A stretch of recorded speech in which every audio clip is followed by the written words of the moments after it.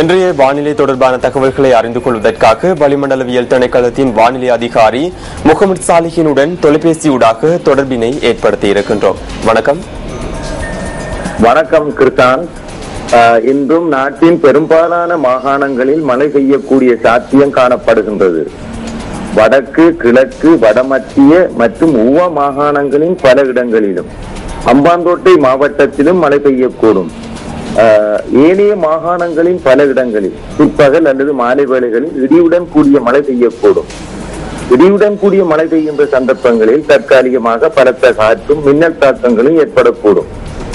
இவ்வாறு மின்னல் தாக்கங்களினால் ஏற்படக்கூடிய இழப்புகளை அல்லது சேதங்களை தவிர்த்துக் கொள்ளுமாறு பொதுமக்கள் கேட்டுக் கொள்ளப்படுகின்றனர். கடல் பிராந்தியங்களை பொறுத்தவரையில் காங்கேசன்துறை தொடக்கம் திருகோணமலை பொத்திவில் ஊடாக சம்மாந்தோட்டை வரையான கரையோரத்துக்கு அப்பால் உள்ள ஆழமற்ற கடல் பிரதேசங்களின் பல இடங்களில் மழை அல்லது இடியுடன் கூடிய மழை பெய்யக்கூடும்.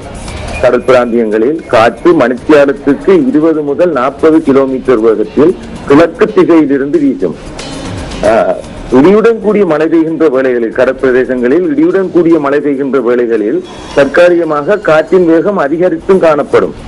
இவ்வாறான சந்தர்ப்பங்களில் கடற்பிரதேசங்கள் இடைக்கிடையே கொந்தளிப்பாகவும் காணப்படும்.